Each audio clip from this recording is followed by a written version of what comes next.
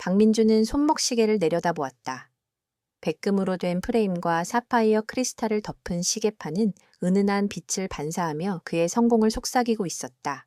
맞춤 제작된 이탈리아산 정장, 재킷을 여미며 그는 가벼운 한숨을 내쉬었다. 오늘. 그는 약혼 여인 김서연의 아버지를 처음 만나는 날이다. 서연은 그의 아버지가 은퇴한 평범한 대학 교수라고만 말해주었다. 평범함. 그 단어가 민준의 귀에는 낯설게 들렸다. 그는 늘 특별한 사람이었으니까. 어린 시절부터 뛰어난 머리와 남다른 감각으로 주변의 기대를 한몸에 받았고 28배 나이에 이미 대한민국 최고층 건물 중 하나인 스카이타워의 설계를 주도하며 업계의 젊은 리더로 자리매김했다. 그는 서연의 아버지를 만나기 위해 굳이 고급 레스토랑을 예약했다. 이름만 들어도 아는 최고급 프렌치 레스토랑이었다. 물론 서연은 소박한 한정식 집에서 만나자고 했지만 민주는 완강했다. 장인어른께 나의 능력을 보여드리는 것도 중요해. 첫인상은 평생 가거든. 그는 서연에게 말했다. 사실 그 이면에는 서연의 아버지가 평범한 교수라는 사실이 내심 마음에 걸렸던 민준의 오만함이 숨어 있었다. 재능과 배경 모두 최고라고 자부하는 자신에게 평범한 교수가 장인이라니 그는 자신이 얼마나 대단한 사람인지 보여줌으로써 이 불균형을 해소하고 싶었다. 레스토랑 입구에 다다르자 서연이 먼저 나와 기다리고 있었다. 그녀는 민준이 좋아하는 심플하면서도 우아한 디자인의 하얀 원피스를 입고 있었다. 왔어. 아버지는 아직 안 오셨나 봐. 조금만 더 기다리자. 서연이 해사하게 웃으며 말했다. 하지만 민주는 주변을 두리번거리며 초조한 표정을 감추지 못했다. 혹시라도 허름한 차를 타고 오시는 건 아니겠지. 그의 머릿속에는 온갖 쓸데없는 걱정이 스쳐 지나갔다. 그때 저 멀리서 한 노인이 걸어오고 있었다. 허름한 면바지에 다해진 점퍼를 입고 손에는 손수레를 끌고 있었다. 손수레에는 플라스틱 병과 헌 신문지, 그리고 구겨진 상자들이 잔뜩 실려 있었다. 노인은 힘겹게 손수레를 밀고 있었다. 민주는 무심코 그를 스쳐 지나가려다. 노인의 얼굴을 보고는 걸음을 멈췄다. 아버지. 서연이 믿을 수 없다는 듯 작은 목소리로 중얼거렸다. 민주는 심장이 쿵 내려앉는 것을 느꼈다. 그 노인은 서연이 보여줬던 사진 속의 아버지와 너무나도 닮아 있었다. 아니, 그냥 그 사람이었다. 민준의 얼굴에는 경악과 당혹감이 동시에 스쳐 지나갔다. 콧대 높았던 그의 자존심은 한순간에 산산조각 나는 듯했다. 아니, 이게 무슨... 말도 안 돼. 그는 입술을 꽉 깨물었다. 주변의 시선이 의식됐다. 최고급 레스토랑 앞에서 정장을 빼입은 자신과 초라한 행사에게 노인이 함께 서 있는 모습. 민주는 온몸이 불타는 듯한 수치심을 느꼈다. 서연은 이미 노인에게 다가가 아버지, 여기서 이러시면 어떻게 해요? 라고 속삭였다. 노인은 그저 너털웃음을 터뜨렸다. 하하, 뭐가 어때서 운동 삼아 좀 걸었네. 이게 다 돈인데.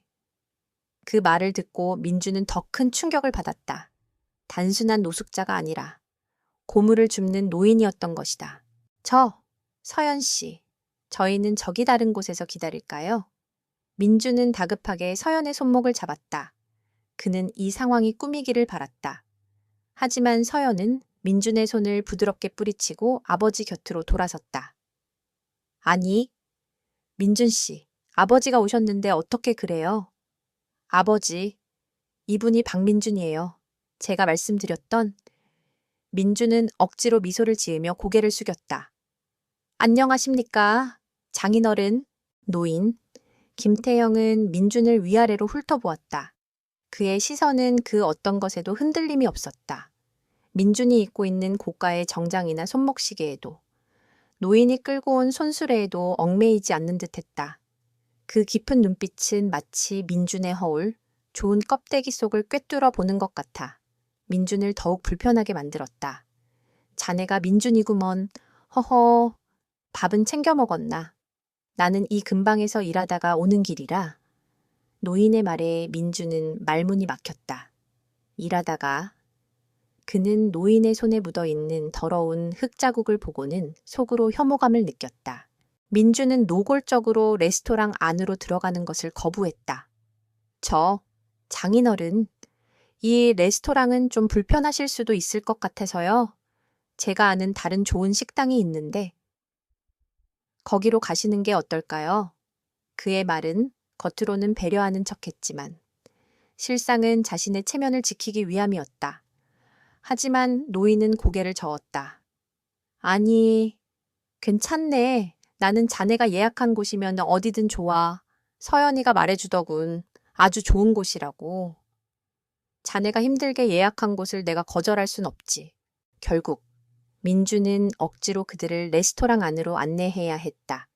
문이 열리자 민준이 쏟아부었던 기대와 자부심은 산산이 부서졌다. 레스토랑 지배인은 민준의 얼굴을 알아보고는 깍듯하게 인사를 건넸지만 그의 시선은 이내 노인에게로 향했다. 그들의 얼굴에는 이런 분이 어떻게 라는 의아함이 역력했다. 민준은 그 시선을 느끼고는 등골이 서늘해지는 것을 느꼈다. 자리에 앉자. 민준은 노인에게 냅킨을 건네며 말했다. 장인어른, 손 좀 닦으세요. 그의 목소리에는 차가움이 묻어 있었다. 노인은 그저 껄껄 웃으며 냅킨으로 손을 쓱 닦아냈다.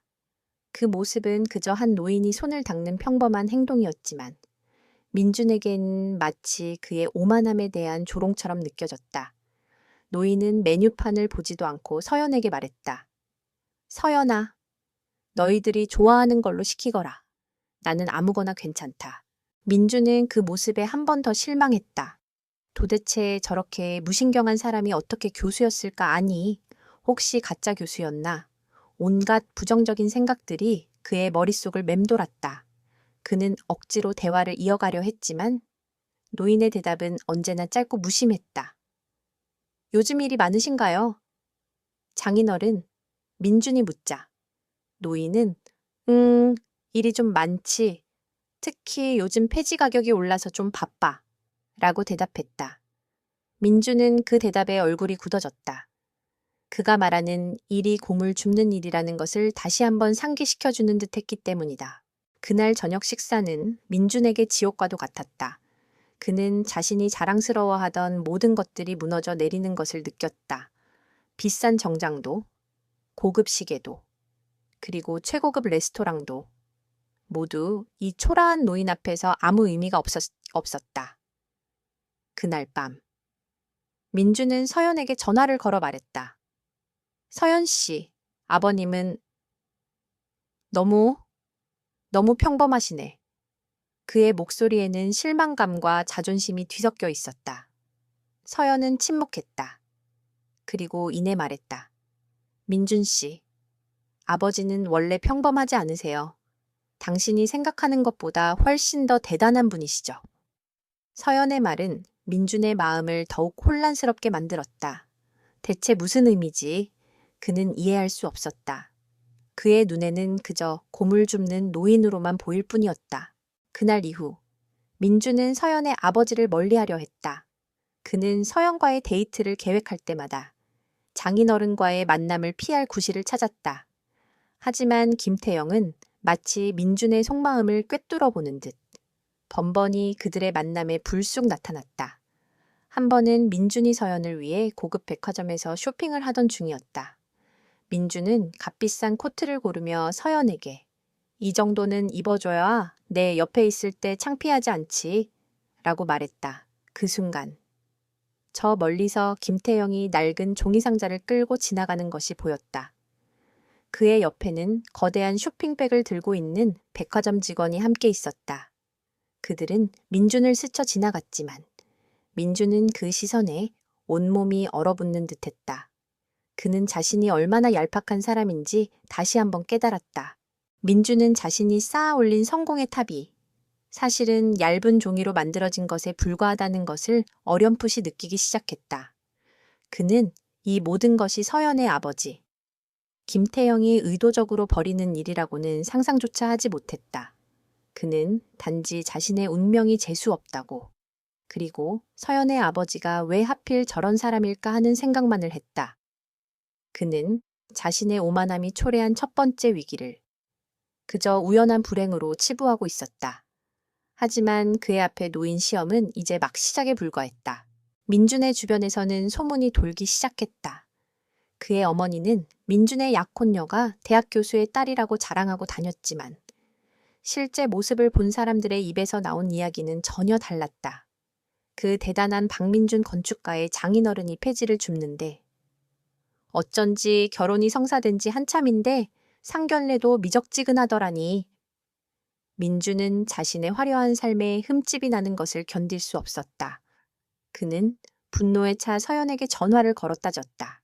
서연 씨, 대체 이게 무슨 상황이야? 우리 부모님 귀에까지 다 들어갔어.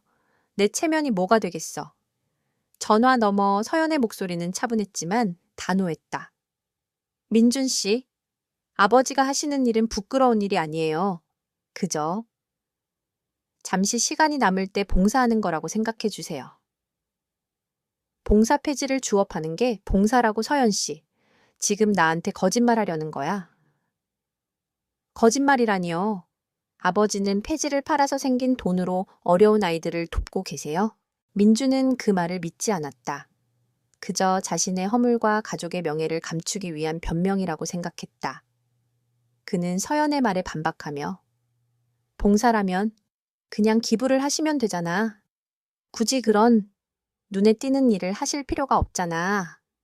라고 몰아붙였다. 이 대화는 민준의 얄팍한 속내를 드러내는 것이었고 서연은 더 이상 아무 말도 하지 않았다. 씁쓸한 침묵이 전화선을 타고 흘렀다. 민준은 상황을 타개하기 위해 한 가지 계략을 꾸몄다. 그는 서연과 함께 자신의 회사 파티에 김태영을 초대하기로 했다. 이 파티에는 건설업계의 거물들과 유명 인사들이 대거 참석할 예정이었다. 민주는 이 파티에 김태영을 데려가 그에게 최고급 양복을 입히고 자신이 얼마나 대단한 사람인지 보여줌으로써 모든 소문을 잠재우려 했다. 그는 자신의 화려함이 김태영의 초라함을 압도할 수 있다고 믿었다. 파티 당일, 민주는 서연과 함께 김태영의 집으로 향했다. 그의 집은 서울 외곽의 오래된 주택가에 있었다. 낡은 대문과 페인트가 벗겨진 벽, 그리고 좁은 마당에는 손수레가 놓여 있었다. 민주는 속으로 혀를 찼다. 이런 곳에 사시면서 무슨 봉사활동을... 서연이 초인종을 누르자 김태영이 낡은 잠옷 차림으로 문을 열었다. 아버지, 오늘 민준 씨의 회사 파티에 가기로 했잖아요. 이 옷 입으세요. 서연이 건넨 양복은 민준이 백화점에서 최고급 명품으로 고른 것이었다. 김태형은 양복을 한참 들여다보더니 껄껄 웃으며 말했다. 허허, 이걸 내가 어떻게 입냐? 불편하게. 나는 그냥 이 옷이 제일 편한데. 민주는 당황했다. 그는 김태형이 이 기회에 자신의 모습을 바꾸려 할 것이라고 생각했지만 그의 예상은 완전히 빗나갔다. 장긴어른, 이건 특별히 모셨습니다. 제가 이 파티의 주인공인데 같이 가시는 분이 이런 복장이시면 좀 그렇지 않겠습니까? 민주는 자신의 본심을 숨기지 않고 말했다. 김태영의 눈빛이 잠시 깊어졌다. 그는 민준의 시계와 정장을 훑어보더니 조용히 방으로 들어가 양복으로 갈아입고 나왔다. 몸에 맞지 않는 뻣뻣한 옷이 노인에게는 어색해 보였다. 민주는 내심 만족하며 서연의 손을 잡고 채 올랐다. 파티장은 화려함의 극치였다. 샹들리에가 빛나고 사람들의 웃음소리가 공기를 가득 채웠다. 민주는 자신에게 쏟아지는 찬사와 존경의 눈빛을 즐겼다. 하지만 그 순간에도 민준의 신경은 김태영에게 쏠려 있었다. 그는 김태영이 자신의 화려한 성공에 압도당하기를 바랐다. 김태영은 파티장 한쪽에 조용히 앉아 있었다. 그는 사람들 사이를 오가며 민준의 화려한 배경에 대해 묻는 사람들의 질문에 그저 웃기만 할 뿐이었다. 민준은 그가 자신의 위세를 제대로 즐기지 못하는 것이 못마땅했다. 그는 의도적으로 김태영에게 다가가 그의 어깨에 손을 올리고 사람들에게 말했다. 이분이 제 장인어른이십니다. 꽤 유명한 교수셨죠. 그는 교수라는 단어를 강조하며 고물이라는 소문을 덮으려 했다. 그때 한 노신사가 김태형에게 다가왔다. 그는 국내 굴지의 건설회사 해성그룹의 회장이었다. 민주는 그를 보고 깜짝 놀랐다. 그는 평소에도 만나기 어려운 사람이었기 때문이다. 노신사는 김태형을 보더니 눈을 동그랗게 뜨고 말했다. 아니, 김 교수님, 여기서 뵙다니. 민주는 이 상황이 이해되지 않았다. 해성그룹 회장이 왜 이 폐지 줍는 노인을 알지? 그의 머릿속은 혼란으로 가득 찼다. 김태형은 그저 웃으며 회장님, 오랜만입니다. 라고 말했다. 해성그룹 그 회장은 민준에게 다가와 말했다. 자네가 김 교수님 사위인가 하하하. 몰라봤군. 이분이야말로 우리 업계의 전설적인 인물이지. 10여 년 전 우리 회사 프로젝트가 난항에 빠졌을 때 이분께서 자문위원으로 참여하셔서 모든 문제를 해결해 주셨다네. 그때 그분의 통찰력과 지식에 모두가 감탄했지. 그런데 이제는 은퇴하셨다니 아쉽네. 민주는 그 말을 듣고 망치로 머리를 맞은 듯한 충격을 받았다. 전설적인 인물, 통찰력과 지식, 자신이 그토록 무시했던 노인이 사실은 자신이 동경하던 업계의 전설이었다니. 그는 한순간에 자신이 얼마나 우물 안의 개구리였는지 깨달았다. 민준의 얼굴은 붉어졌다. 그가 해성그룹 회장에게 뭐라고 답해야 할지 몰라 머뭇거리고 있을 때 김태형이 그에게 다가와 조용히 말했다. 민준아, 자네는 훌륭한 건축가야. 하지만 잊지 말게. 건물의 가치는 겉모습이 아니라 그 안을 채우는 사람들의 진심과 노력에 있다는 것을. 그날 밤 민주는 혼란스러움과 수치심에 잠을 이룰 수 없었다. 자신이 그토록 과시하려 했던 성공이 사실은 아무것도 아니라는 것을 깨달았기 때문이다. 그는 자신의 허세가 얼마나 얄팍하고 부질없는 것이었는지 절실히 느꼈다. 그는 그토록 자신이 경멸하던 김태형의 모습을 다시금 떠올렸다. 폐지를 줍는 모습, 낡은 옷을 입고 해맑게 웃는 모습, 그 모든 것이 이제는 거대한 위장막 뒤에 숨겨진 깊은 통찰과 겸손의 모습으로 다가왔다. 민주는 자신이 김태형의 첫 번째 시험에서 완전히 낙제했다는 것을 직감했다. 그는 자신의 자존심과 허영심이 스스로의 눈을 가리고 진실을 보지 못하게 만들었음을 깨달았다. 하지만 그는 아직까지 김태형이 이 모든 것을 의도적으로 꾸몄다는 사실을 알지 못했다. 그는 그저 자신의 오만함이 불러온 우연한 불운이라고만 생각했다. 하지만 이 모든 것은 단지 시작에 불과했다.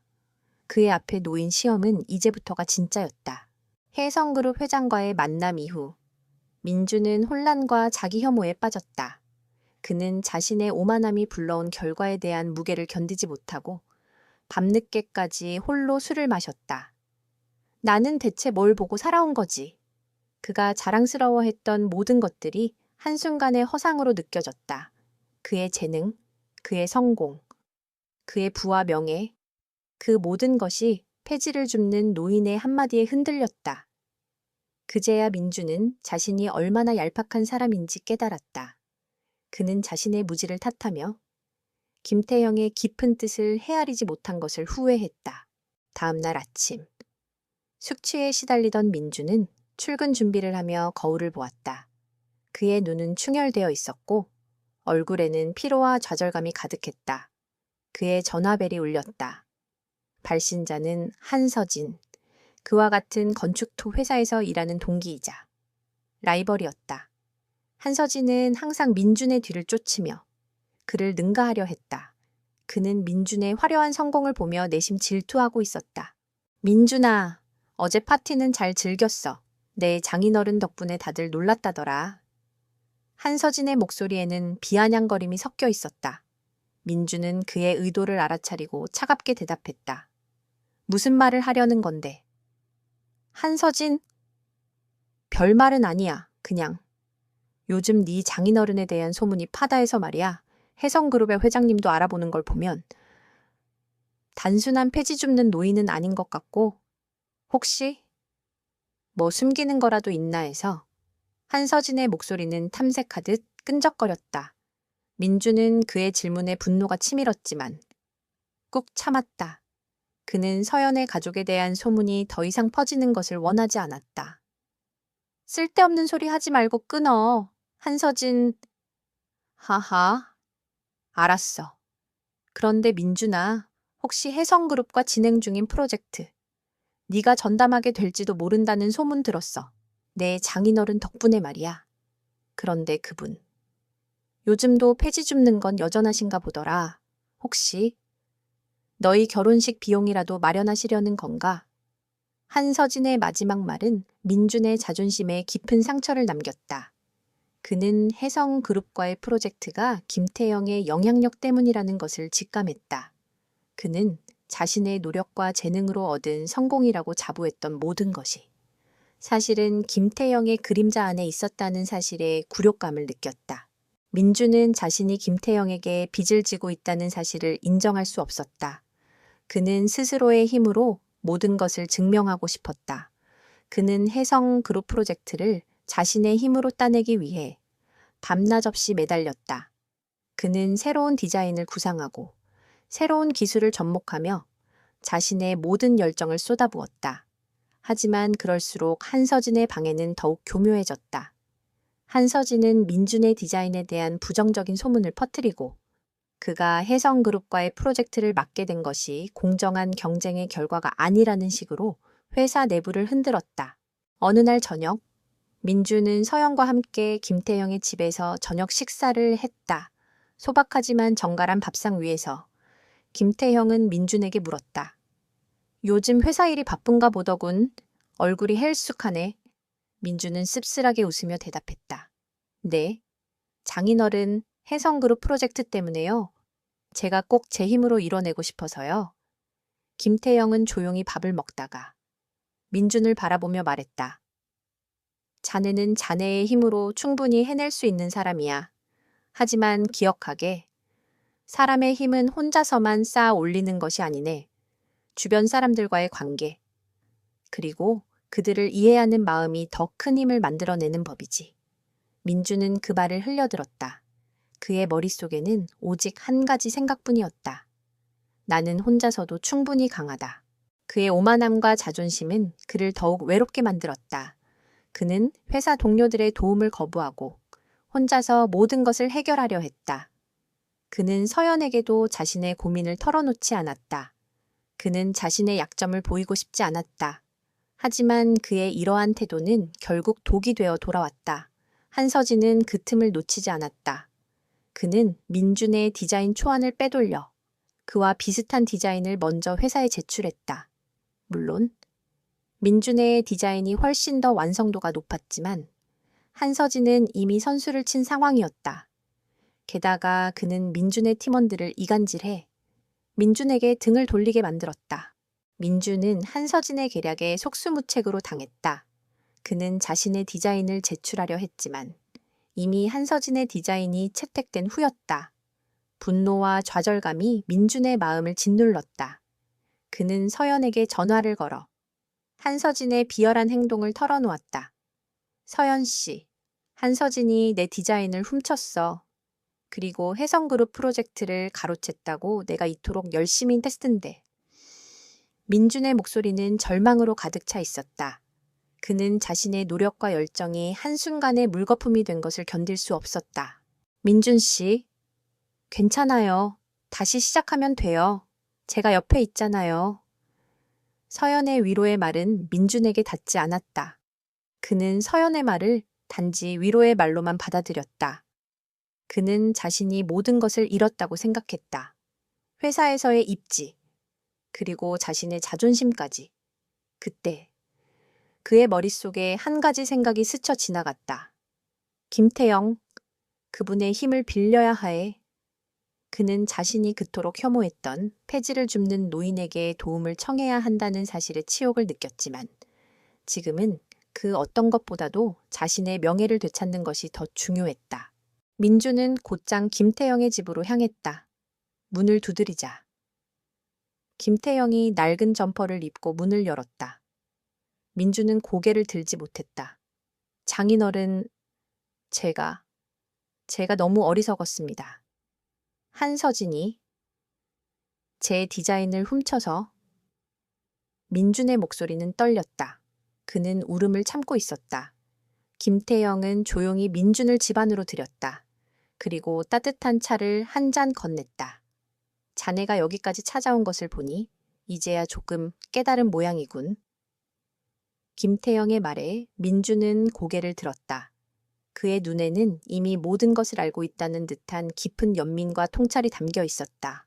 혹시 처음부터 알고 계셨습니까? 한서진이 저를 방해하고 혜성그룹 회장님께서 저를 일부러 만난 것도 모두 장인어른의 계획이었습니까? 민준의 목소리는 믿을 수 없다는 듯 떨렸다. 김태영은 그저 옅은 미소만 지을 뿐이었다. 나는 자네에게 단지 한 가지를 가르쳐주고 싶었네. 진정한 성공은 겉으로 드러나는 허영이 아니라 내면의 힘과 겸손에서 온다는 것을, 그리고 그 힘은 혼자서만 만들어지는 것이 아니라는 것을. 그의 말은 민준의 가슴을 꿰뚫었다. 민준은 자신의 어리석음과 오만함이 얼마나 큰 대가를 치르게 했는지 깨달았다. 그는 눈물을 흘렸다. 그의 눈물은 좌절과 분노의 눈물이 아니라 진심 어린 후회와 깨달음의 눈물이었다.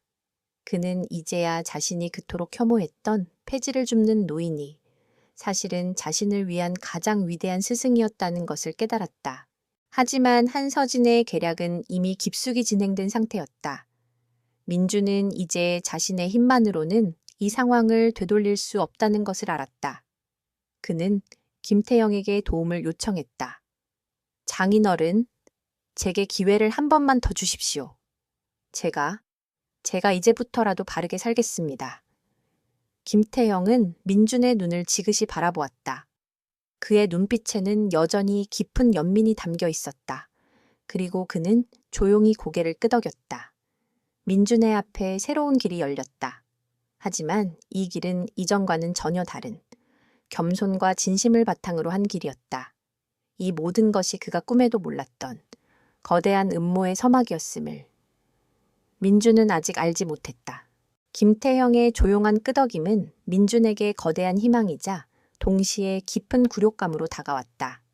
그는 자신이 그토록 경멸했던 사람에게 무릎을 꿇고 도움을 청했다는 사실에 괴로웠지만 한서진에게 당한 굴욕과 명예를 되찾고 싶은 욕망이 그를 지배했다. 그는 자신이 처한 이 모든 비극이 오만함 때문이라는 것을 인정하고 김태형의 가르침을 받아들이기로 결심했다. 하지만 그의 얄팍한 마음은 여전히 불안정했다. 민주는 서연에게 자신의 모든 것을 솔직하게 털어놓았다. 한서진의 계략, 그리고 자신이 김태형에게 도움을 청한 사실까지. 서연 씨, 내가 얼마나 한심한 사람인지 알겠지. 난 내 힘으로 이뤄낸 거라고 생각했는데. 사실은 아무것도 아니었어. 민준의 목소리는 절망으로 가득 차 있었다. 그는 서연이 자신에게 실망할 것이라고 생각했다. 하지만 서연은 그저 조용히 민준의 손을 잡았다. 민준 씨, 이제라도 깨달아서 다행이에요. 아버지는 민준 씨가 이런 시련을 겪길 바라셨던 게 아니에요. 단지 민준 씨가 가진 진짜 재능을 믿고 겉모습에만 치중하지 않기를 바라셨던 거죠. 서연의 따뜻한 말은 민준의 마음을 위로했다. 그는 서연의 깊은 이해심에 고마움을 느꼈다.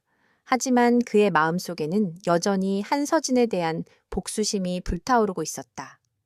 그는 한서진에게 자신의 실력을 증명하고 빼앗긴 모든 것을 되찾고 싶었다. 하지만 한서진의 계략은 민준이 생각했던 것보다 훨씬 더 교활하고 치밀했다.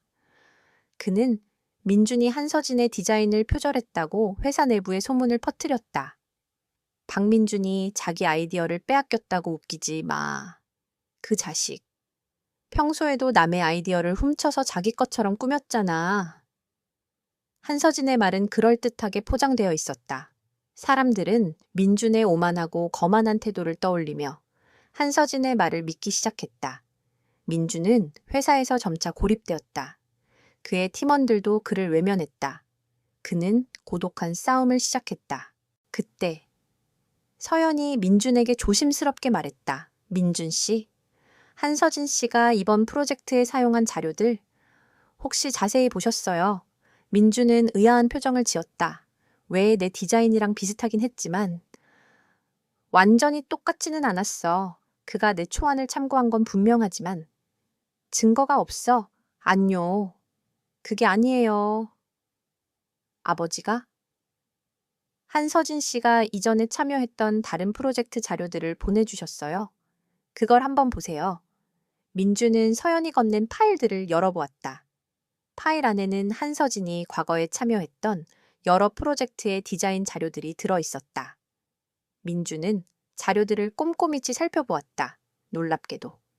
한서진이 이번 혜성그룹 프로젝트에 제출한 디자인은 그가 이전에 참여했던 다른 프로젝트들의 디자인 요소를 교묘하게 짜깁기한 것이었다. 물론 민준의 디자인과는 전혀 달랐지만 독창성이 부족하다는 점은 명백했다. 이건 표절이잖아. 민준은 분노에 차서 소리쳤다. 서연은 고개를 끄덕였다. 네. 아버지는 한서진 씨의 디자인이 독창성이 없다는 것을 눈치채고 계셨어요. 그리고 민준 씨가 제출했던 초안은 사실 아버지가 민준 씨에게 테스트를 해보려고 일부러 난이도를 높게 만드셨던 거예요. 만약 민준 씨가 혼자서 모든 걸 하려 하지 않고 주변 사람들에게 도움을 청했다면 진작에 한서진 씨의 계략을 눈치챌 수 있었을 거예요. 민주는 충격을 받았다. 자신이 그토록 오만하게 굴었던 초안이 사실은 김태형이 자신을 시험하기 위해 만든 것이었다니.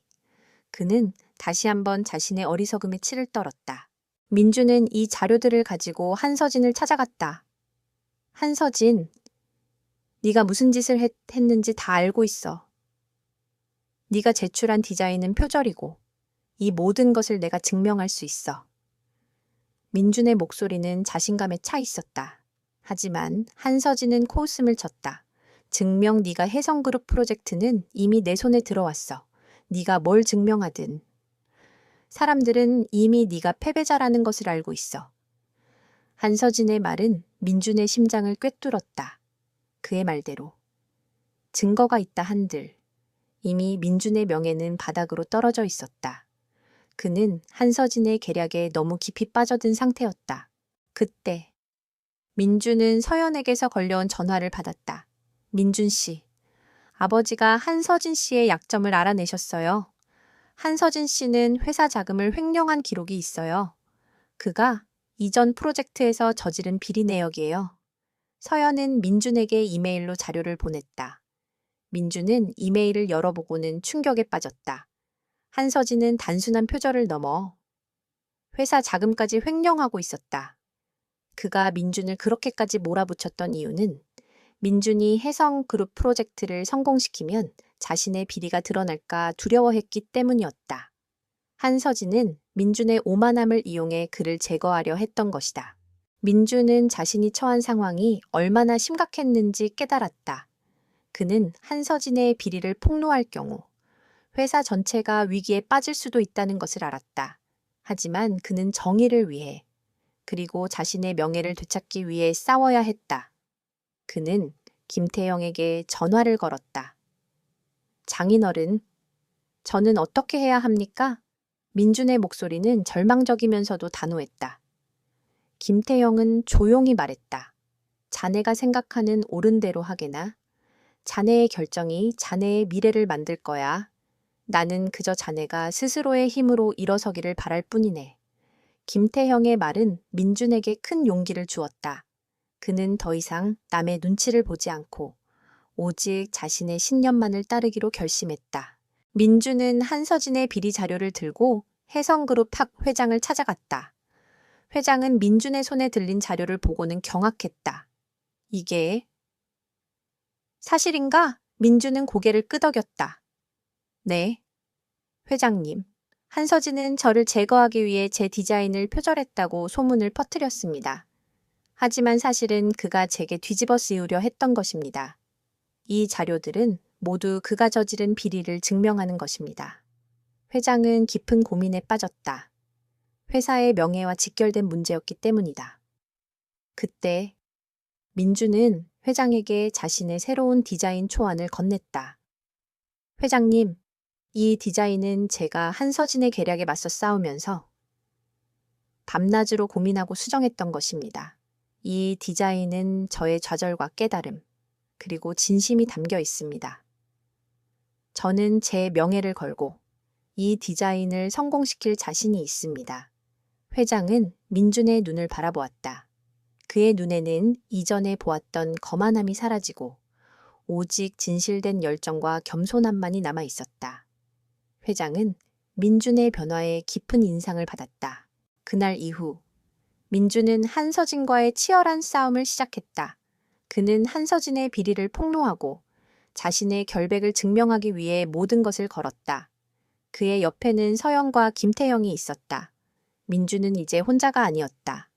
그는 자신의 진정한 힘이 혼자만의 오만함이 아니라 진심 어린 사람들과의 관계에서 온다는 것을 깨달았다. 그의 투쟁은 단순한 복수가 아니었다. 그것은 자신의 자존심과 명예를 회복하기 위한, 그리고 진정한 자신을 찾아가는 과정이었다. 민준의 투쟁은 회사 전체에 파장을 일으켰다. 한서진은 자신의 비리가 폭로될 위기에 처하자 더욱 교묘하게 민준을 압박했다. 그는 혜성그룹과의 프로젝트가 한서진의 손에 넘어갔다는 사실을 기정사실화하며 민준을 조롱했다. 네가 아무리 발버둥 쳐봐야 소용없어. 사람들은 이미 너를 믿지 않아. 네가 가져온 증거, 그게 누구의 작품인지 잘 생각해봐. 한서진의 마지막 말은 민준의 심장을 꿰뚫었다. 혹시 내가 너무 쉽게 믿었나? 그는 다시금 의심과 불안에 휩싸였다. 그때 민준은 서영과 함께 김태형의 집을 찾아갔다. 김태형은 여느 때와 다름없이 낡은 옷을 입고 마당에서 손수레를 정리하고 있었다. 민준은 그의 초라한 행사액을 보며 한숨을 내쉬었다. 장인어른, 한서진이 저를 조롱하고 있습니다. 그가 저를 완전히 궁지에 몰아넣고 있어요. 제가 가져온 증거는 사실 제가 오만함에 빠져 있을 때 장인어른께서 몰래 저를 돕고 계셨다는 것을 보여주는 것뿐입니다. 민준의 목소리에는 좌절감이 가득했다. 김태형은 조용히 손수레를 멈추고 민준을 바라보았다. 그의 눈빛은 흔들림이 없었다. 자네가 가져온 증거가 자네의 것이 아니라고 생각하나 민준은 고개를 끄덕였다. 네, 제가 스스로 찾아낸 것이 아니라 장인어른께서 제게 길을 보여주신 것입니다. 저는 아직도 장인어른의 그림자 안에 있습니다. 민준은 자신이 김태형의 꼭두각시가 된 것만 같아 괴로웠다.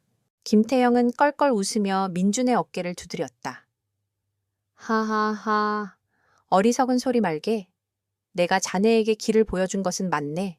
하지만 그 길을 따라 걸어온 것은 자네 자신이야.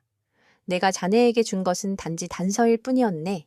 그 단서를 가지고 한서진의 비리를 알아내고 혜성그룹 회장을 찾아간 것은 모두 자네의 용기였네. 자네가 만약 오만함에 빠져 있었다면 나의 단서를 무시하고 혼자서 모든 것을 해결하려 했을 거야.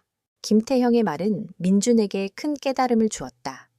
그는 자신이 한서진의 비리를 알아낸 과정이 단순히 김태형의 도움 때문이 아니라 자신의 결단과 용기 덕분이었다는 것을 깨달았다. 그는 자신의 내면에 숨겨져 있던 진정한 힘을 발견했다. 그것은 오만함과 허영심이 아니라 정의와 용기였다. 그는 더 이상 자신의 실패를 탓하지 않았다. 그는 자신의 변화를 받아들이고 한서진과의 싸움에 다시 한번 정면으로 맞서기로 결심했다. 민준은 김태형에게 말했다. 장인어른, 제가 인체 어떻게 해야 할지 알겠습니다. 저는 제 방식대로 한서진을 무너뜨리겠습니다. 그리고 제 명예를 회복하겠습니다. 김태형은 민준의 단호한 눈빛을 보고 만족스러운 미소를 지었다. 자네라면 해낼 수 있을 거야. 그의 격려는 민준에게 큰 힘이 되었다. 다음 날, 민준은 회사로 돌아왔다. 그는 한서진의 계략에 속아 넘어간 동료들을 찾아가 솔직하게 자신의 잘못을 인정했다. 여러분, 제가 그동안 오만하고 거만했습니다. 하지만 저는 이제 달라졌습니다. 저는 한서진이 저지른 비리를 증명할 것입니다. 그리고 이 모든 것이 저의 개인적인 복수가 아니라 회사의 정의를 위한 것임을 알아주십시오. 민준의 진심 어린 사과와 호소는 동료들의 마음을 움직였다. 일부 동료들은 그에게 등을 돌렸지만 몇몇은 그의 진정성을 믿고 그를 돕기로 했다. 그 중에는 민준의 라이벌이었던 또 다른 건축가, 최민혁이 있었다. 최민혁은 항상 민준의 뒤를 쫓았지만 그에게 적대적인 감정은 없었다. 그는 민준의 오만함을 경계했지만 그의 재능만은 인정하고 있었다. 최민혁은 민준에게 다가와 말했다. 네가 한서진을 이길 수 있을 것 같아. 그는 이미 회사 내부에 든든한 배경을 가지고 있어. 민준은 최민혁의 경고를 무시하지 않았다. 알아. 하지만 나는 이제 혼자가 아니야. 내 옆에는 나를 믿어주는 사람들이 있어. 그리고 나는 이제 더 이상 허영심에 갇혀 있지 않아. 나는 나의 진짜 힘을 알고 있어. 민준의 말에 최민혁은 깊은 인상을 받았다. 그는 민준의 변화에 감탄하며 그를 돕기로 결심했다. 민주가 최민혁은 한서진의 비리 증거를 더욱 철저하게 조사했다. 그들은 김태형이 제공한 단서들을 바탕으로 한서진이 회사 자금을 횡령한 구체적인 증거들을 찾아냈다. 그 증거들은 한서진이 해외의 페이퍼 컴퍼니를 통해 자금을 빼돌리고 고가의 미술품을 구입하여 비자금을 조성했다는 것을 보여주었다. 민주는 이 모든 증거들을 한데 모아 한서진에게 찾아갔다. 한서진, 네가 저지른 모든 비리를 내가 다 알고 있어. 네가 회사 자금을 횡령하고 비자금을 조성했다는 증거들이 모두 내 손에 있어. 이제 혜성그룹 프로젝트뿐만 아니라 네 인생 전체가 끝장날 거야. 민준의 목소리는 차분했지만 단호했다. 한서진의 얼굴은 하얗게 질렸다. 그는 민준이 이런 증거들을 찾아낼 것이라고는 상상도 못했다. 이건 말도 안 돼. 네가 어떻게... 한서진은 말을 더듬었다. 내가 어떻게 알았는지 궁금해. 내가 그동안 너를 너무 얕봤기 때문이야. 하지만 나는 이제 더 이상 어리석지 않아. 나는 너의 비열함보다 더 큰 힘을 가지고 있어. 그것은 바로 정의와 용기야. 민주는 한서진의 눈을 똑바로 바라보며 말했다. 그의 눈에는 더 이상 오만함이 없었다. 오직 진실과 결단만이 있었다. 한서진은 마지막 발악으로 민준의 멱살을 잡았다. 네가 이 모든 것을 폭로하면 너도 끝장날 거야. 회사 전체가 무너질 거라고. 민준은 한서진의 손을 뿌리치며 말했다. 나는 내가 할 일을 할 뿐이야. 그리고 나는 이 모든 것을 감당할 수 있어. 나는 이제 더 이상 겉모습에만 치중하는 어린아이가 아니니까. 민준의 변화는 그를 둘러싼 모든 사람들에게 큰 영향을 미쳤다. 그의 팀원들은 그에게 다시 돌아왔고 최민혁은 그의 가장 든든한 조력자가 되었다. 민준은 이제 혼자가 아니었다. 그는 자신의 진정한 힘을 깨닫고 자신의 오만함을 극복했다. 하지만 이 모든 것이 단순한 우연이 아니었다는 것을 그는 아직 알지 못했다. 이 모든 것은 김태형이 치밀하게 계획한 거대한 시험의 일부였다. 그리고 이 시험은 이제 마지막 단계로 접어들고 있었다. 민준의 결단은 한서진을 궁지에 몰아넣었다. 한서진은 민준이 예상했던 것보다 훨씬 더 큰 위기에 처하게 되자 최후의 발악을 시작했다. 그는 민준이 가져온 비리 증거가 모두 조작된 것이며 민준이 혜성그룹 프로젝트를 빼앗기 위해 꾸민 음모라고 주장했다. 그는 자신의 든든한 배경을 이용해 민준을 회사에서 완전히 매장시키려 했다. 그가 가진 것은 더 이상 명분이 아니라 권력과 돈이었다. 민준은 한서진의 공세에 맞서기 위해 자신이 가진 모든 것을 동원했다. 그는 혜성그룹 허거려고 회장에게 다시 한번 찾아가 한서진의 비리가 단순한 횡령을 넘어 국제적인 비자금 조성과 연결되어 있다는 증거를 제시했다. 민준의 손에는 김태형이 몰래 건네준 또 다른 자료들이 있었다. 그것은 한서진이 해외의 페이퍼 컴퍼니를 통해 자금을 세탁한 구체적인 내역이었다. 회장님, 이 자료들은 한서진이 혜성그룹 프로젝트를 따내기 위해 그동안 저질렀던 모든 비리들을 증명합니다. 그는 이미 국제 범죄 조직과 연루되어 있습니다. 만약 회장님께서 이 사실을 묵인하신다면 혜성그룹의 명예는 물론 회장님의 명예까지도 실추될 것입니다. 민준의 목소리는 단호했다. 그는 더 이상 자신의 명예만을 위해 싸우는 것이 아니었다. 그는 정의를 위해, 그리고 자신이 속한 회사의 명예를 위해 싸우고 있었다. 혜성그룹 회장은 민준의 손에 들린 자료들을 보며 깊은 고민에 빠졌다. 그는 한서진의 배경이 만만치 않다는 것을 알고 있었다. 하지만 민준이 제시한 증거들은 너무나도 명백했고 그가 한서진을 얕잡아 볼 수 없는 존재라는 것을 깨달았다. 박민준 군, 이 모든 것이 자네 혼자서 한 일인가? 회장의 질문에 민준은 고개를 끄덕였다. 하지만 그의 마음속에는 김태형이 있었다. 그는 이 모든 것이 김태형이 치밀하게 계획한 거대한 시험이었다는 것을 어렴풋이 느끼고 있었다. 하지만 그는 더 이상 김태형의 그늘에 숨어 있지 않았다. 그는 자신의 힘으로 이 위기를 극복해야 했다. 민주는 회장에게 말했다. 회장님, 저는 이제 더 이상 과거의 제가 아닙니다. 저는 저의 오만함과 허영심을 버리고 진정한 제 자신을 찾았습니다. 저는 제 명예를 걸고 이 모든 것을 해결하겠습니다. 민준의 단호한 눈빛은 회장의 마음을 움직였다. 회장은 민준에게 한 가지 제안을 했다. 좋아, 내가 자네를 믿어보겠네.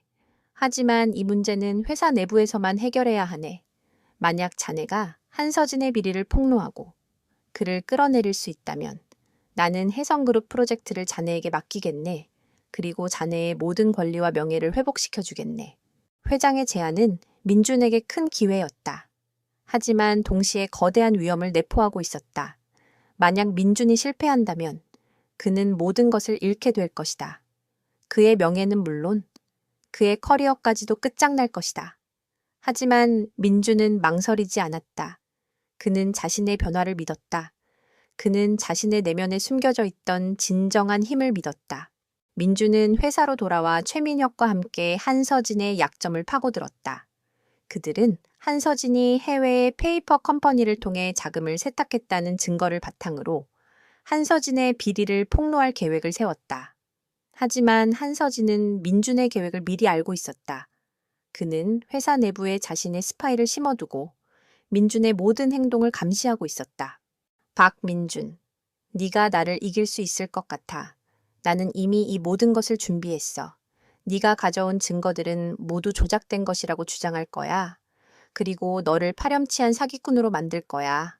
네가 나를 이기려면 나보다 더 큰 힘을 보여줘야 할 거야. 한서진의 비열한 웃음은 민준의 심장을 찔렀다. 민준은 한서진이 얼마나 교활하고 악랄한 사람인지 다시 한번 깨달았다. 그때 민준은 서연에게서 걸려온 전화를 받았다. 민준 씨, 아버지가 한서진 씨에 대한 중요한 정보를 알려주셨어요. 한서진 씨는 회사 내부에 스파이를 심어두고 있어요. 그리고 그 스파이는 바로 최민혁 씨의 비서예요.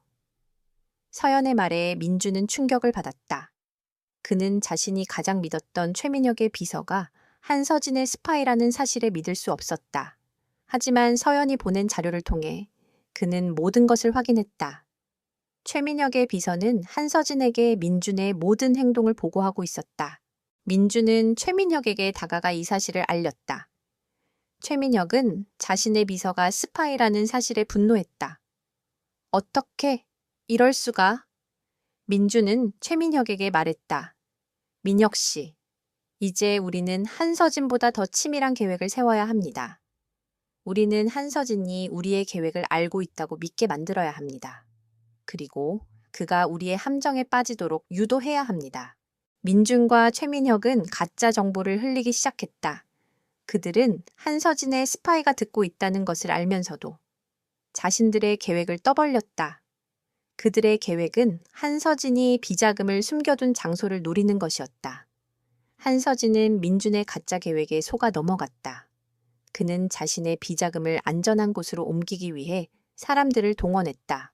하지만 민준은 한서진이 비자금을 옮기는 현장을 덮치기로 계획했다. 그는 경찰과 검찰에 미리 연락해 한서진의 비리를 폭로할 준비를 했다. 민주는 이제 더 이상 김태형의 그림자에 숨어 있지 않았다. 그는 자신의 힘으로 그리고 자신의 정의를 위해 싸우고 있었다. 그날 밤 한서진은 자신의 비자금을 옮기기 위해 한적한 창고로 향했다. 그는 자신이 완벽하게 계획했다고 생각했다. 하지만 그의 눈앞에 나타난 것은 민준과 경찰이었다. 한서진은 믿을 수 없다는 듯 민준을 바라보았다. 어떻게 된 거야? 민준은 한서진에게 다가가 말했다. 한서진, 네가 나를 얕봤듯이. 나도 너를 얕봤어. 하지만 나는 이제 달라졌어. 나는 이제 더 이상 허영심에 갇혀 있지 않아. 나는 나의 진정한 힘을 알고 있어. 민준의 목소리는 차분했지만 그 안에는 거대한 힘과 결의가 담겨 있었다. 한서진은 그제야 자신이 완전히 패배했다는 것을 깨달았다. 그는 무릎을 꿇고 주저앉았다. 그의 오만함은 결국 그를 파멸로 이끌었다. 민주는 자신이 이 모든 것을 이겨냈다는 사실에 안도감을 느꼈다. 그는 더 이상 과거의 오만한 자신이 아니었다. 그는 이제 진정한 자신을 찾았다. 하지만 이 모든 것이 김태형이 치밀하게 계획한 거대한 시험이었다는 것을 그는 아직 알지 못했다. 이 모든 것은 그가 진정한 자신을 찾기 위한 그리고 자신의 오만함을 극복하기 위한 과정이었다. 한서진이 체포된 후 민준의 승리는 회사 전체에 큰 충격을 안겼다. 그가 가져온 비리 증거는 명백했고 한서진이 혜성그룹 프로젝트를 가로채기 위해 얼마나 비열하고 악랄한 계략을 꾸몄는지 모두가 알게 되었다. 민준을 향한 시선은 경멸에서 존경으로 바뀌었다. 그는 오만한 젊은 건축가에서 정의를 위해 싸운 용기 있는 리더로 거듭났다. 혜성그룹 회장은 약속대로 민준에게 프로젝트를 맡겼고 그는 명예를 되찾았다. 하지만 민준의 마음속에는 여전히 해결되지 않은 의문이 남아 있었다. 도대체 장인어른은 누구일까? 민준은 자신이 승리할 수 있었던 모든 결정적인 순간마다 김태형의 도움이 있었다는 것을 깨달았다. 한서진의 약점, 그의 비리 자료, 그리고 스파이의 정체까지 이 모든 정보들은 김태형이 아니었다면 결코 알아낼 수 없었을 것이다. 민준은 서연에게 말했다. 서연 씨, 아버님은 도대체 어떤 분이셔? 이 모든 것을 어떻게 알고 계신 거지? 서연은 미소를 지으며 대답했다. 민준 씨, 아버지가 직접 말씀하실 때까지 기다려주세요. 아버지는 민준 씨가 자신의 힘으로 모든 것을 해결하길 바라셨던 거예요. 그리고 지금은 민준 씨가 그것을 해냈잖아요. 서연의 말은 민준의 궁금증을 더욱 증폭시켰다. 그는 더 이상 기다릴 수 없었다. 그는 김태형을 찾아가기로 결심했다. 하지만 그가 김태형의 집으로 향하던 길에 그는 충격적인 광경을 목격했다. 한 무리의 사람들이 고급 리무진을 타고 김태형의 집 앞에 섰다. 그들은 모두 검은색 정장을 입고 경호원들처럼 보였다. 그들은 김태형에게 깍듯하게 고개를 숙였다.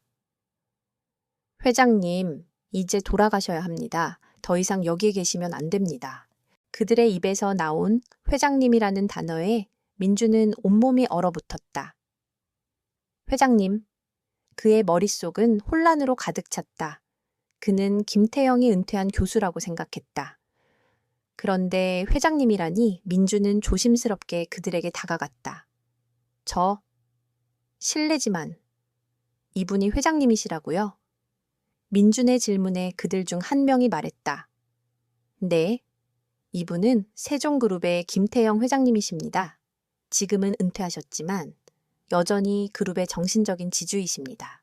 민준은 믿을 수 없다는 듯 자신의 귀를 의심했다. 세종그룹. 그는 세종그룹이라는 이름을 들어본 적이 있었다. 대한민국 굴지의 대기업 중 하나이자 민준의 회사보다 훨씬 더 큰 규모의 그룹이었다. 민준은 자신의 눈을 비볐다. 허름한 옷을 입고 폐지를 줍던 노인이 사실은 대한민국 재계의 거물이었다니. 이 모든 것이 거대한 거짓말 같았다. 민준은 김태형에게 다가갔다. 그의 눈에는 경악과 배신감이 뒤섞여 있었다. 장인어른, 이게 다 무슨 뜻입니까? 왜 저에게, 왜 저에게 거짓말을 하신 겁니까? 민준의 목소리는 떨렸다. 김태형은 그런 민준을 보며 조용히 미소 지었다. 그의 눈에는 여전히 깊은 연민이 담겨 있었다. 민준아, 나는 자네에게 거짓말을 한 것이 아니네. 나는 그저 나의 진짜 모습을 숨기고 있었을 뿐이야. 김태형은 민준을 집 안으로 들였다. 그리고 따뜻한 차를 한 잔 건넸다. 나는 자네가 처음 서연이를 만났을 때부터 자네를 지켜봐 왔네. 자네는 재능 있고 총명하고 열정적인 젊은이였지. 하지만 한 가지 단점이 있었네. 바로 자네의 오만함이었지. 자네는 겉으로 보이는 부와 명예에 집착하고 그 안에 담긴 진짜 가치를 보지 못했네. 김태형의 말은 민준의 가슴을 꿰뚫었다. 그는 김태형의 말이 모두 옳다는 것을 인정할 수밖에 없었다. 그래서 저를 시험하신 겁니까? 제가 오만함을 버리고 겸손함을 배울 수 있도록. 김태형은 고개를 끄덕였다. 그래, 나는 자네가 스스로의 힘으로 오만함을 극복하고 진정한 자신을 찾기를 바랐네. 그래서 나는 자네에게 단서를 던져주고 자네가 그 길을 따라 걸어가는 것을 지켜보았지. 자네가 한서진의 계략에 넘어지고 모든 것을 잃었다고 생각했을 때 자네는 비로소 내게 도움을 청했지. 그때 나는 자네가 진심으로 변화했다는 것을 알았네. 민주는 김태형의 깊은 뜻을 이해하고 눈물을 흘렸다. 그의 눈물은 좌절과 분노의 눈물이 아니라 감사와 깨달음의 눈물이었다. 그는 자신이 그동안 얼마나 어리석고 얄팍한 사람이었는지 절실히 느꼈다. 그는 자신이 그토록 혐오했던 폐지를 줍는 노인이 사실은 자신을 위한 가장 위대한 스승이자 진정한 아버지였다는 것을 깨달았다. 장긴어른, 죄송합니다. 제가 너무 어리석었습니다. 저의 오만함이 장인어른의 깊은 뜻을 헤아리지 못하게 했습니다. 민준은 김태형에게 무릎을 꿇었다. 김태형은 민준을 일으켜 세우며 말했다. 아니, 자네는 충분히 훌륭해. 자네는 스스로의 힘으로 이 모든 것을 이겨냈어. 이제 자네는 더 이상 나의 그림자 아래에 있지 않아. 자네는 이제 진정한 자네가 되었네. 김태형의 말은 민준에게 큰 울림을 주었다. 그는 더 이상 과거의 오만한 자신이 아니었다. 그는 이제 진정한 자신을 찾았고 자신의 내면에 숨겨져 있던 진정한 힘을 발견했다. 하지만 민준의 마음속에는 여전히 한 가지 의문이 남아 있었다. 왜 하필 폐지 줍는 노인이셨을까? 민준은 그 질문을 김태형에게 던졌다. 김태형은 조용히 미소 지으며 대답했다. 나는 자네에게 가장 중요한 것을 가르쳐주고 싶었네. 진정한 가치는 겉모습에 있지 않다는 것을, 그리고 가장 보잘것없는 것에서 가장 위대한 것을 찾을 수 있다는 것을. 그의 말은 민준에게 큰 깨달음을 주었다. 그는 자신의 오만함이 그토록 많은 것을 놓치게 만들었다는 것을 깨달았다. 그는 이제 더 이상 겉모습에 집착하지 않았다. 그는 자신의 내면에 있는 진정한 가치를 발견했다. 그리고 그는 이제 진정한 사랑과 행복을 찾을 수 있을 것만 같았다. 김태형의 충격적인 정체와 그의 깊은 의도는 민준의 세상을 송두리째 뒤흔들었다. 그는 자신이 얼마나 얄팍한 사람이었는지, 그리고 그동안 얼마나 많은 것을 겉모습만으로 판단해 왔는지 뼈저리게 느꼈다. 혜성그룹협 회장과의 만남에서 그토록 자랑했던 자신의 재능과 명예가 사실은 김태형이 만든 거대한 무대 위에서 펼쳐진 한 편의 연극에 불과했다는 사실에 민주는 깊은 자괴감에 빠졌다. 그는 자신의 오만함이 그토록 많은 사람들을 힘들게 만들었고 서연과의 관계까지 위태롭게 만들었다는 것을 깨달았다. 민주는 김태형에게 말했다. 장인어른, 제가 너무 부끄럽습니다. 제가 가진 것은 아무것도 없었습니다.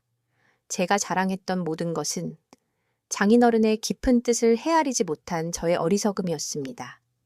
민주는 진심으로 후회했다. 그의 눈에는 더 이상 오만함이 없었다. 오직 진심 어린 겸손함만이 있었다. 김태형은 민준의 어깨를 감싸 안았다. 민준아, 자네는 훌륭한 사람이야. 단지 자네의 오만함이 자네의 빛을 가리고 있었을 뿐이지.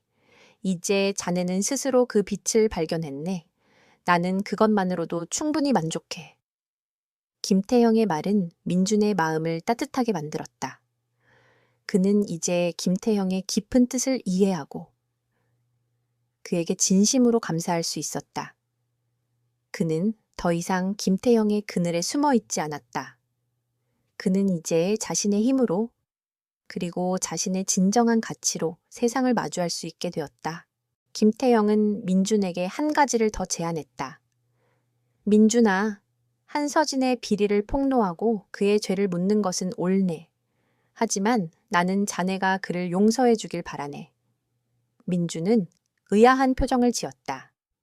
용서요? 그가 저에게 한 짓을 생각하면 저는 그를 용서할 수 없습니다. 민준의 목소리에는 여전히 분노가 남아 있었다. 나는 그가 자네에게 준 상처를 잘 알고 있네. 하지만 복수는 또 다른 복수를 낳을 뿐이야. 한서진도 결국 자네와 같은 길을 걸었던 어리석은 사람일 뿐이지. 그에게도 자네와 같은 깨달음의 기회를 주어야 하지 않겠나. 김태형의 말은 민준의 마음을 흔들었다. 그는 김태형의 깊은 뜻을 이해할 수 없었다. 하지만 그는 김태형을 믿었다. 그는 김태형의 말에 따르기로 결심했다. 민준은 한서진을 찾아갔다. 한서진은 자신의 모든 것을 잃고 교도소에 수감된 상태였다. 그는 민준을 보고 차가운 미소를 지었다. 하하하, 네가 나를 보러 오다니 이제 모든 것이 만족스러워. 한서진의 목소리에는 비아냥거림이 가득했다. 한서진, 나는 너에게 복수하기 위해 온 것이 아니야. 나는 너를 용서하기 위해 왔어. 민준의 말에 한서진은 경악했다. 용서 네가 웃기지 마. 너는 나를 완전히 파멸시켰잖아. 한서진은 소리쳤다. 그래, 나는 너를 파멸시켰지. 하지만 그것은 너의 오만함이 너를 파멸시킨 것이야. 너는 나보다 더 얄팍했고 더 허영심에 가득 차 있었지. 나는 이제 더 이상 너를 증오하지 않아. 나는 너를 용서하고 너의 죄를 묻지 않을 거야. 민준의 말은 한서진의 가슴을 꿰뚫었다. 한서진은 민준의 눈을 바라보았다. 그의 눈에는 진심 어린 연민이 담겨 있었다.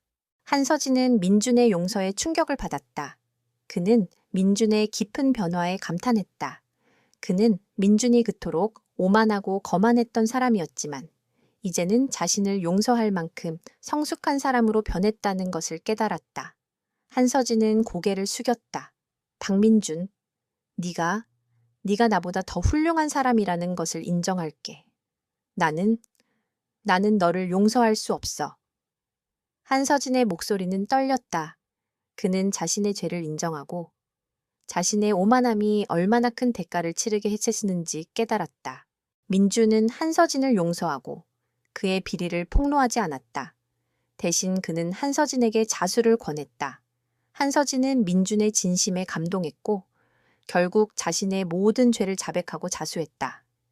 민준은 자신의 명예를 회복하고 혜성그룹 프로젝트를 성공시켰다. 그는 이제 회사에서 존경받는 리더가 되었고 그의 이름은 건축계에 널리 알려졌다. 하지만 그는 더 이상 자신의 명예와 부에 집착하지 않았다. 그는 자신의 내면에 있는 진정한 가치를 발견했고 그 가치를 위해 살아가기로 결심했다. 민주는 서영과 함께 김태형의 집으로 돌아왔다. 김태형은 여느 때와 다름없이 마당에서 손수레를 정리하고 있었다. 민주는 김태형에게 무릎을 꿇고 말했다.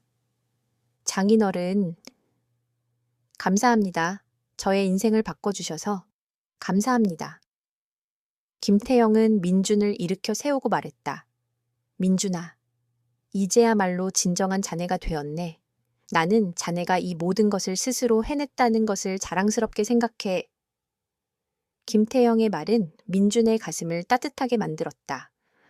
그는 이제 진정한 자신을 찾았고 진정한 가족을 얻었다. 그는 이제 더 이상 겉모습에만 치중하는 어린아이가 아니었다. 그는 이제 진정한 어른이 되었다.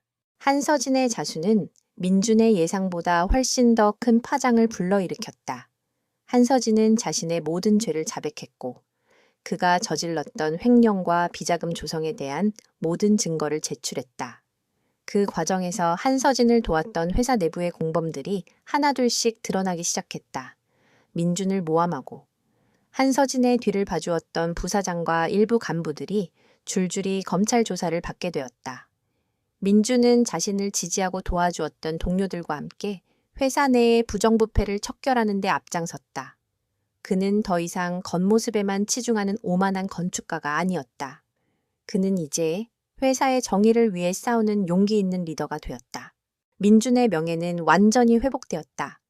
혜성그룹 프로젝트는 다시 그의 손으로 돌아왔고 그는 자신의 모든 열정과 재능을 쏟아부어 프로젝트를 성공시켰다. 그의 디자인은 혁신적이었고 그의 리더십은 모두에게 존경을 받았다.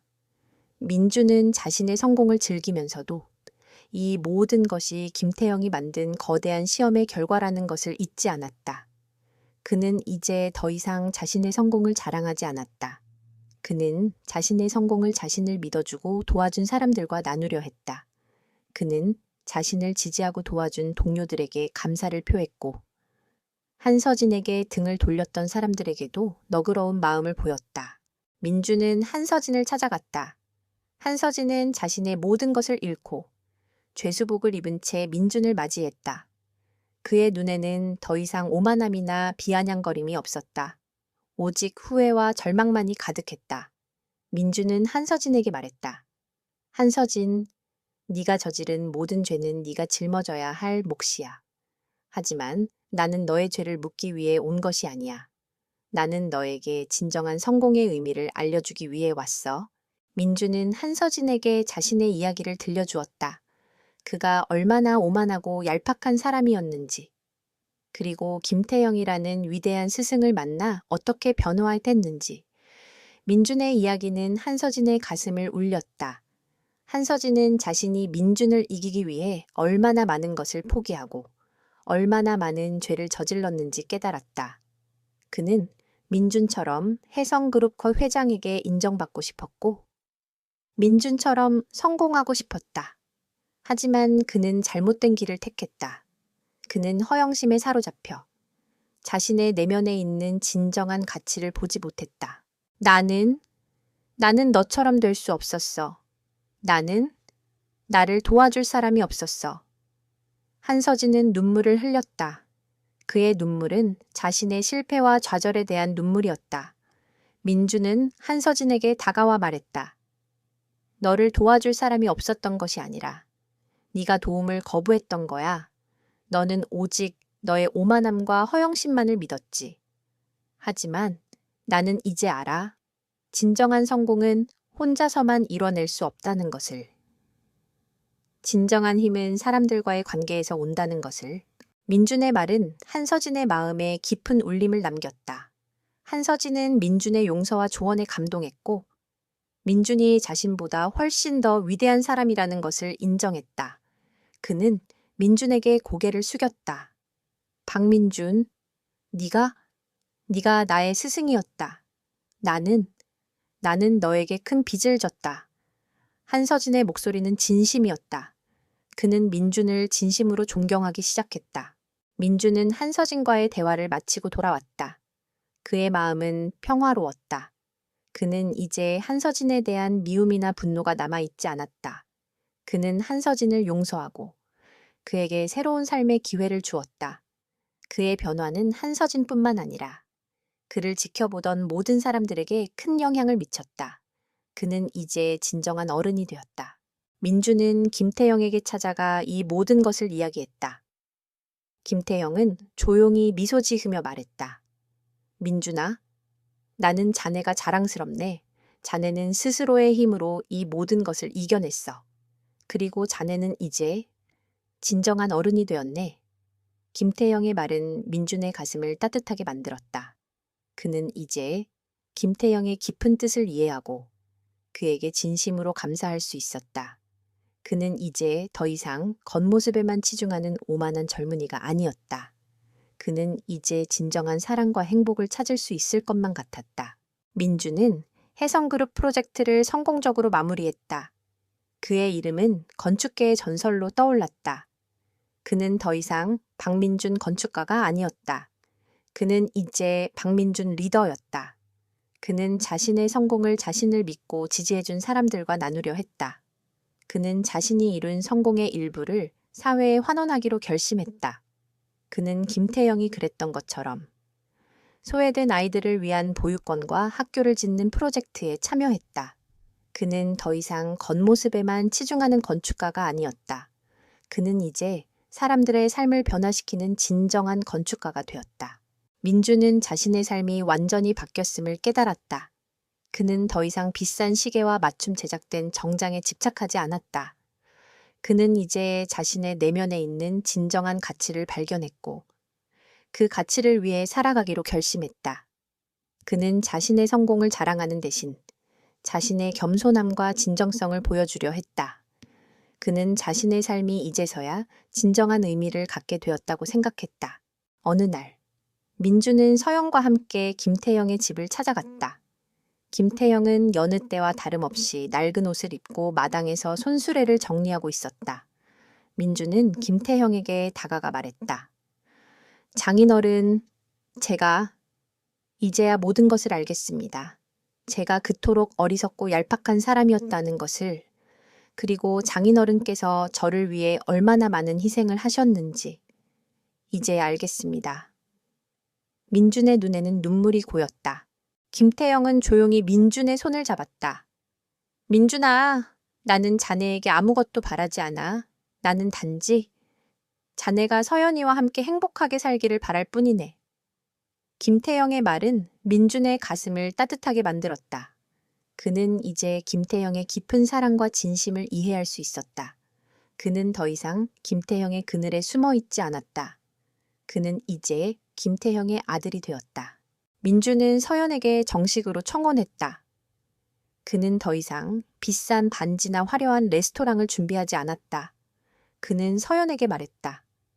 서연 씨, 나는 이제 더 이상 겉모습에 집착하지 않아.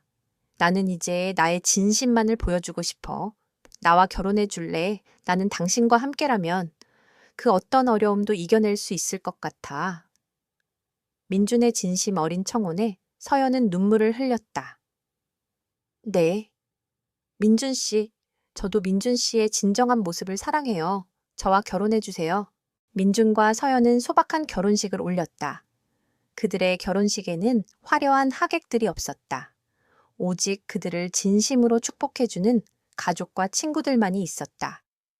김태형은 가장 빛나는 모습으로 그들의 결혼식을 축복해 주었다. 그는 더 이상 폐지를 줍는 노인이 아니었다.